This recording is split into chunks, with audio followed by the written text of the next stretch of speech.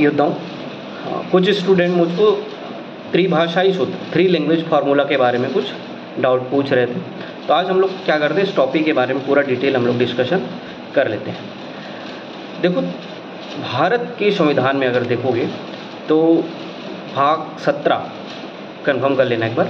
भाग 17 आर्टिकल 343 से लेके 343 से 351 तक सिर्फ भाषाओं के बारे में बात किया गया है। संघ की भाषा, राज्य की भाषा और न्यायपालिका की भाषा, तो ये सारी चीज़ें आर्टिकल 343 से 351 में भाग 17 में बात किया गया है। और हम सब जानते हैं कि भारत में बहुत सारी भाषाएं बोली जाती हैं। हर राज्य में अलग अलग भाषा, किसी एक ही राज्य में 3-4 भाषाएं चलती हैं। तो भारत को एक मल्टीलिंगुअल कंट्री या बहुभाषा भाषी देश कहा जाता है। ऐसे में बहुत ज़रूरी था कि हम अपने भाषाई विविधता को संरक्षित रखें और भारत के संविधान के 8वीं अनुसूची में 8th शेड्यूल में 22 भाषाओं को शामिल किया गया। तो ये त्रिभाषाई सूत्र का फंडा है क्या? हम लोग जानते हैं कि भारत में एजुकेशन पॉलिसी समय समय पर आया करता है और लास्ट अभी जो 2020 का चल रहा है नेशनल एजुकेशन पॉलिसी, इससे पहले 86 में आया था, उससे पहले 68 में आया था। तो नेशनल एजुकेशन पॉलिसी 1968 त्रिभाषा सूत्र, थ्री लैंग्वेज फार्मूला के ऊपर काम करने की बात कही थी। उसने बोला हर राज्य अपने अपने जो राज्य हैं वहाँ पे जो सिलेबस है उसमें 3 भाषा बच्चों को सिखाएंगे।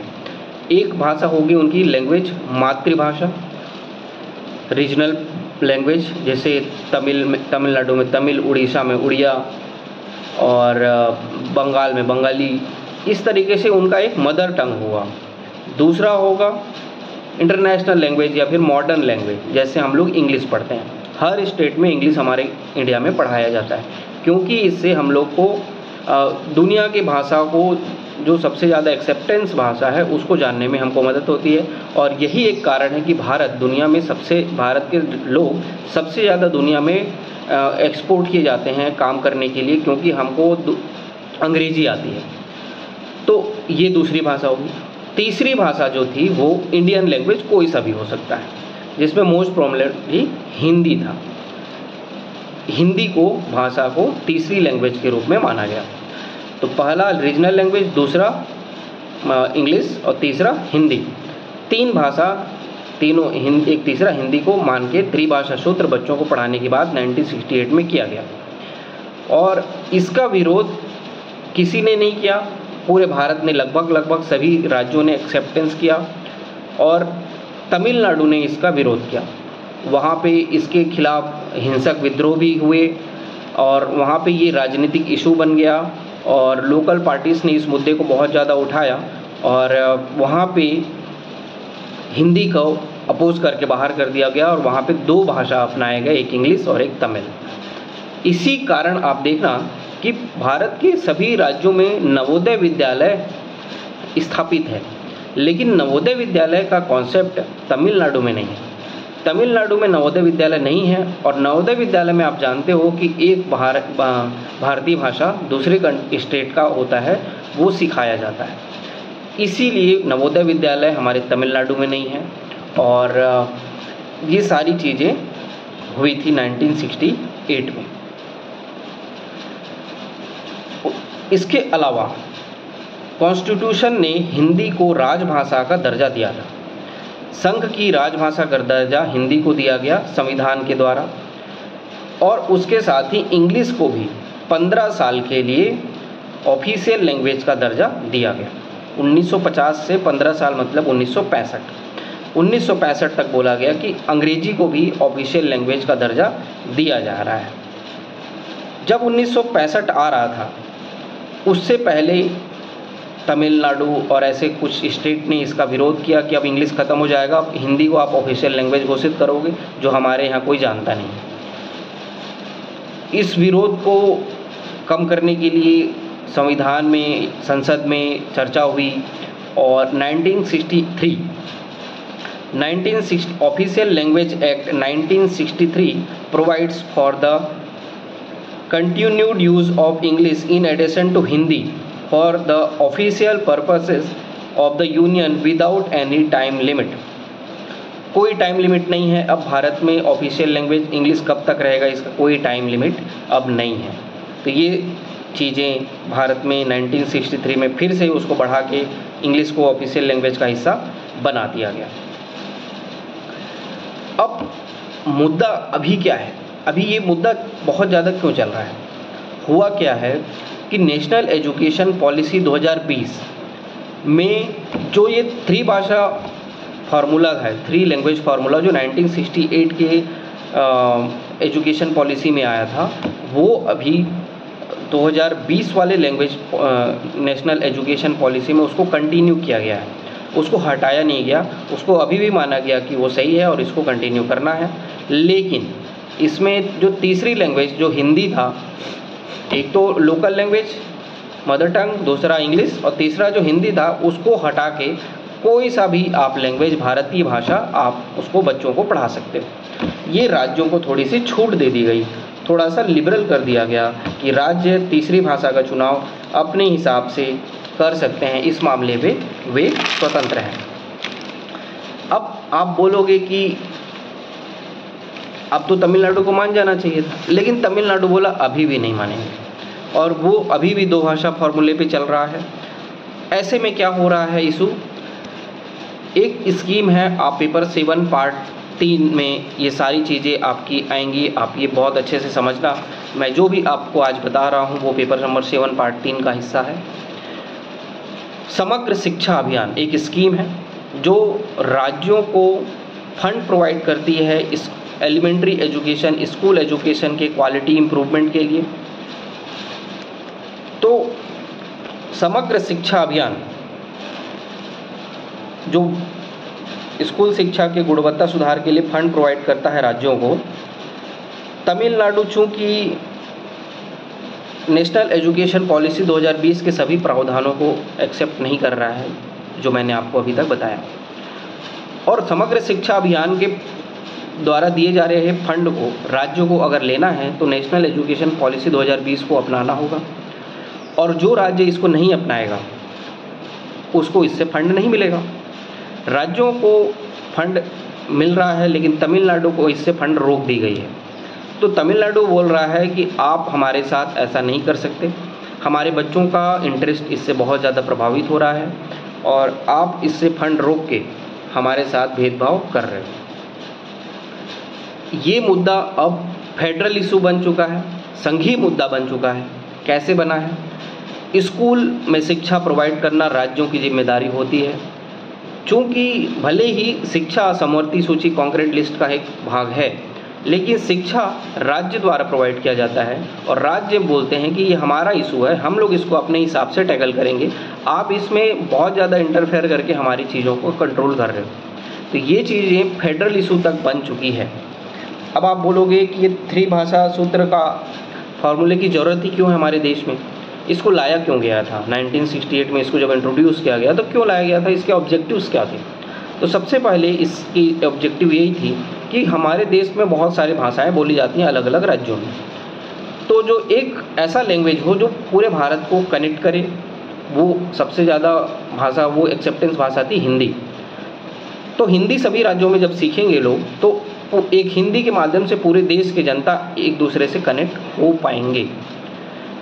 और अदर लैंग्वेज अगर सीखते हैं तो दूसरे राज्यों की भी भाषा अगर सीखते हैं तो भी हम दूसरे राज्यों से कनेक्ट हो पाएंगे, एक दूसरे से हम लोग जुड़ेंगे, हमारे देश में यूनिटी बढ़ेगी। ये सारी चीज़ें सोची गई। विद्यार्थियों को मल्टीलिंगुअल बनाया जा सकेगा, विद्यार्थियों की ग्लोबल पहुंच बढ़ेगी, उनको ज़्यादा अपॉर्चुनिटीज़ मिलेंगी, वो इंग्लिश जानेंगे, कंप्यूटर में काम कर सकते हैं, अमेरिका में, इंग्लैंड में, कहीं पे भी काम कर सकते हैं, तो उनकी ग्लोबल रीच बढ़ेगी।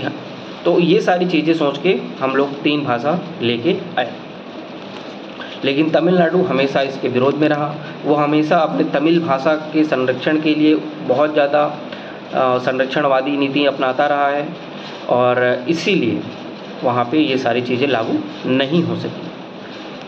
अब ये तो था कंटेस्ट, कंसेप्ट, ये सारी चीज़ें, ये हमारे पॉजिटिव चीज़ों को जाना। लेकिन हम लोग को एनालिटिकल पॉइंट ऑफ व्यू से इसके अदर एस्पेक्ट्स को भी जानना ज़रूरी है, दूसरे पक्षों को भी जानना ज़रूरी है। और वो पक्ष है कि त्रिभाषा सूत्र को नहीं लाना चाहिए। क्यों नहीं लाना चाहिए? अब देखो, ये पार्ट इसके, जब आप सिक्के के दोनों पहलू जानते हो तो चीज़ें आपके लिए बहुत ज़्यादा आसान हो जाती हैं। एक ऑर्गेनाइजेशन है असर, annual status of education research, असर ASER रिपोर्ट। असर report annual status of education research ये कहता है कि कक्षा 5वीं का जो विद्यार्थी है उसमें जितने बच्चे बैठे हैं उसका 60% बच्चे कक्षा 2 के जो टेक्स्ट बुक है उसको पढ़ भी नहीं पा रहे हैं। तो कक्षा 5वीं के 60% बच्चे कक्षा 2 के टेक्स्ट को भी नहीं पढ़ पा रहे हैं। जब वो पढ़ नहीं पा रहा है तो उसको 3 भाषा सिखा क्यों रहे हो? वो 3 भाषा सीखने के लिए ज़रूरी नहीं है उसको सिखाना। उसको हम लोग न्यूमरेसी और मैथ्स, उसको पढ़ना, उसको लिखना, उसको समझना, ये सारी चीज़ें सिखाएं, न कि उसको एक भाषा और थोप दें। जो चीज़ें उसको सीखनी चाहिए वो ना सीख के उसको हम लोग एक और भाषा सिखाने बैठा दें जिसकी ज़रूरत उसको है ही नहीं।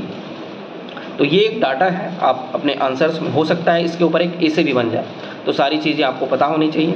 तो कक्षा 5वीं के 60% छात्र कक्षा 2 के टेक्स्ट बुक भी नहीं पढ़ पा रहे, मतलब लर्निंग आउटकम जो है वो बहुत कम है। ये वर्ड इंपॉर्टेंट है, लर्निंग आउटकम, मतलब जो हम सिखा रहे हैं वो बच्चे सीख पा रहे हैं कि नहीं सीख पा रहे हैं। नहीं सीख पा रहे हैं मतलब लर्निंग आउटकम बहुत कम है। अच्छे से सीख रहे हैं मतलब लर्निंग आउटकम बहुत ज़्यादा है। तो ये बहुत ख़राब है लर्निंग आउटकम हमारे कंट्री में। इसके बाद ये तो हो गई 5वीं तक के बच्चे। बड़े बच्चे जो 14 से 18 साल के बच्चे हैं उसमें से 25% बच्चे ऐसे हैं जो अपने क्षेत्रीय भाषा को भी फ्लुएंटली, सहजता से नहीं पढ़ पा रहे हैं। 14 से 18 साल के 25% बच्चे ऐसे हैं जो अपने क्षेत्रीय भाषा के टेक्स्ट को भी, क्षेत्रीय भाषा के अपने बुक्स को भी फ्लुएंटली नहीं पढ़ पा रहे हैं। और 40% ऐसे बच्चे हैं जो सिंपल इंग्लिश के सेंटेंस भी नहीं पढ़ पा रहे हैं। आप में, या मैं खुद अपनी बात करूं तो मैं स्कूल में 5वीं कक्षा तक भी इंग्लिश के बुक को अच्छे से नहीं पढ़ पाता था। तो हमारे देश में, हमारे कंट्री में बहुत बड़ी आबादी जो ग्रामीण क्षेत्र में रहती है, जिनके पेरेंट्स उतने पढ़े लिखे नहीं होते हैं, उनके घर में पढ़ाई का स्तर थोड़ा सा कमज़ोर होता है। और वहाँ पे आप मान के रखो कि इंग्लिश थोड़ा सा टफ हो जाता है बच्चों के लिए, और वो दूसरे सब्जेक्ट से डरने क्या, इंग्लिश से आज भी वो डरते हैं। आप में से भी बहुत सारे बच्चे ऐसे होंगे जो इंग्लिश से आज तक डरते होंगे। तो भारत में ऐसे 40% ऐसे बच्चे हैं जो सिंपल इंग्लिश के सेंटेंस भी नहीं पढ़ पा रहे हैं। तो ये सारी चीज़ें हैं, इतनी कुछ हैं, फिर भी आप तीसरी भाषा क्यों सिखा रहे हो? उससे ज़्यादा अच्छा है कि कोई सब्जेक्ट उनको सिखा दो, 2 भाषा ही ठीक से सीख लें वो, और जो तीसरी भाषा है उसके बोझ से बच्चों को मत डालो। 2 भाषा रहेगा और बाकी जो कोर सब्जेक्ट हैं वो आप पढ़ाओ उनको, जिससे लर्निंग आउटकम उनका बढ़े। फिर अब हम लोग क्या करेंगे, नेक्स्ट पॉइंट अब मैं आपको बता रहा हूँ, वो है 2019-20 में सरकार ने एलिमेंट्री एजुकेशन में 3 लाख करोड़ रुपए खर्च किया। 19-20 में सरकार ने पूरे भारत के राज्यों, केंद्र सब मिला के 3 लाख करोड़ रुपए इस एलिमेंट्री एजुकेशन में खर्च किया, जिसमें 15% केंद्र का हिस्सा था और 85% राज्यों ने खर्च किया। नेशनल एजुकेशन पॉलिसी बोलता है कि हम लोग अपने एजुकेशन में 6% ऑफ जीडीपी, 6% ऑफ जीडीपी का खर्च करना चाहिए। ये बोलता है नेशनल एजुकेशन पॉलिसी 2020। लेकिन अभी इतना खर्चा हो रहा है क्या? नहीं हो रहा है। जब आप इतना खर्चा नहीं कर रहे हो, कितना खर्चा हो रहा है? लगभग 4% ऑफ जीडीपी खर्चा हो रहा है एजुकेशन पे। लेकिन हमको खर्च कितना करना है? 6%। नेशनल एजुकेशन पॉलिसी 2020 बोलता है। जब आप नेशनल एजुकेशन पॉलिसी जितना खर्च करना बोलता है उतना आप खुद खर्चा नहीं कर रहे हो, और आप ये बोल रहे हो कि आप खुद उसके अनुबंध को नहीं मान रहे हो, और राज्यों को बोल रहे हो कि आप इसके अनुबंध को मानो तभी आपको फंड मिलेगा। तो ये चीज़ें विरोधाभास हो रही है। जब आपके पास संसाधन सीमित है, आप खर्च क्यों नहीं कर पा रहे हो? क्योंकि आपके पास संसाधन सीमित है, आपके पास उतने पैसे हैं नहीं। तो जब आपके पास उतने पैसे हैं नहीं, आपके पास संसाधन सीमित हैं, तो क्यों ज़बरदस्ती तीसरी भाषा के बोझ को आप डाल रहे हो बच्चों के ऊपर? आप उनको 2 ही भाषा सिखाओ। इंग्लिश सिखाओ, उनका लोकल लैंग्वेज सिखाओ और उनको पढ़ने के लिए छोड़ दो। हमारे देश में स्टूडेंट को इंग्लिश आती है, ये हमारे लिए एडवांटेज है। आपको मैंने कैसे एडवांटेज है मैंने आपको बताया, और इंग्लिश को सिखाना हमारे लिए ज़रूरी भी बन जाता है। 2011 के एक जनगणना के अनुसार देश के 26% लोगों को 2 भाषा और 7% लोगों को 3 भाषा आती है। शहरीकरण से क्या फ़ायदा हुआ है हमारे देश में कि शहरीकरण में बहुत सारे दूसरे स्टेट के भी लोग रहते हैं, और इससे क्या होता है जब हम उनसे बात करते हैं तो तीसरी भाषा हम लोग वहीं से समाज से सीख लेते हैं। तो जो चीज़ हम समाज से सीख सकते हैं फ्री में, तो उसको हम लोग स्कूल एजुकेशन का पार्ट हम लोग क्यों ही बनाएं। ये चीज़ें बोली जा रही हैं सर की रिपोर्ट में, और ये चीज़ें आपको पूरी इशूज़ मैंने आपको समझाया। तो दोनों चीज़ें मैंने समझाया आपको, त्रिभाषा सूत्र के फ़ायदे क्या हैं, नुकसान क्या है, उसको लागू करना क्यों ज़रूरी है, उसको लागू करना क्यों ज़रूरी नहीं है, सारी चीज़ें मैंने आपको अच्छे से समझाया। ये आपके मेंस के पेपर नंबर 7 पार्ट 3 एजुकेशनल के सेक्टर वाले टॉपिक में ये इम्पॉर्टेंट है, और उसके साथ ही आपके ये टॉपिक एसे के लिए भी बन सकता है। तो आप एसे के लिए भी ये टॉपिक को कंप्लीट तरीके से प्रिपेयर कर सकते हैं। तो मैं उम्मीद करता हूँ कि ये टॉपिक आपको अच्छे से समझा आया होगा। बाकी जो आपके टॉपिक के टारगेट हैं आज के, जिसमें आप मुहावरा कंप्लीट करेंगे, कल आपने टेस्ट दिया होगा और नेक्स्ट टेस्ट आपका पेपर नंबर 4 का साइंस वाला पार्ट स्टार्ट होगा, और पेपर नंबर 7 का कुछ पार्ट आपने आज किया है, इसको आप नोट डाउन कर लेंगे। नहीं तो मैंने सारी चीज़ें लिख के रखी हैं, वो आपको मैं ग्रुप में शेयर कर दूंगा। लिखने का ज़्यादा टाइम वेस्ट मत करना, पढ़ने में ज़्यादा फोकस करना है। कल आपने फिजिक्स के 2 चैप्टर पढ़ा होगा, ये मैं उम्मीद करता हूँ, और आज आपका फिजिक्स ख़त्म हो जाना चाहिए। केमिस्ट्री भी आप स्टार्ट करेंगे, स्टार्टिंग के 2 चैप्टर पढ़ेंगे, और ये याद रखना कि ये सारी चीज़ें साइंस एकदम स्टैटिक है, और टू द पॉइंट सिलेबस से क्वेश्चन पूछेंगे। जो सिलेबस से आउट ऑफ द क्वेश्चन पूछेंगे उसको बिल्कुल भी सोचना नहीं, लेकिन जो सिलेबस का डायरेक्ट पूछा है वो बहुत अच्छे से बनाना है, ये आपके माइंड ऑफ कंट्रोल में होना चाहिए। तो उसके लिए आपको चीज़ें याद होनी चाहिए, रटना पड़ेगा, बहुत बार पढ़ना पड़ेगा। जब आप रिवीजन बहुत ज़्यादा बार करते हैं चीज़ें आपको याद हो जाती हैं। तो आप प्रयास करें कि ये साइंस को इस बीच 5 से 10 से 20 बार पढ़ने का प्रयास करें। जितने ज़्यादा बार आप पढ़ेंगे उस सब्जेक्ट में आपकी उतनी ज़्यादा पकड़ मजबूत हो जाती है और नंबर भी अच्छे आते हैं। तो ये सारे टॉपिक हम लोगों ने पिछले महीने भी पढ़ चुका है। फिजिक्स हम लोग कंप्लीट किए हैं, पूरा साइंस हम लोगों ने कंप्लीट कर रखा था, और आपको फिर से उसको पढ़ने का है। आपने आंसर भी लिखे थे, फिर से अब आप पढ़ रहे हो आज, और आज में आपका फिजिक्स कंप्लीट हो जाना चाहिए, 5 बार कम से कम पढ़ना है। केमिस्ट्री के 2 चैप्टर हो जाने चाहिए, ये भी आपको 5 बार कम से कम पढ़ना है। कम से कम 5 मतलब कम से कम 5, और ज़्यादा से ज़्यादा आपके पास जितना समय बचता है उसको यूटिलाइज़ करना और बार पढ़ने का, और 10 से 15 बार भी हो जाता है तो बहुत ही अच्छी बात है आपके लिए। और मैथ्स का जो टॉपिक है वर्क एंड टाइम, वो आप कंप्लीट करेंगे।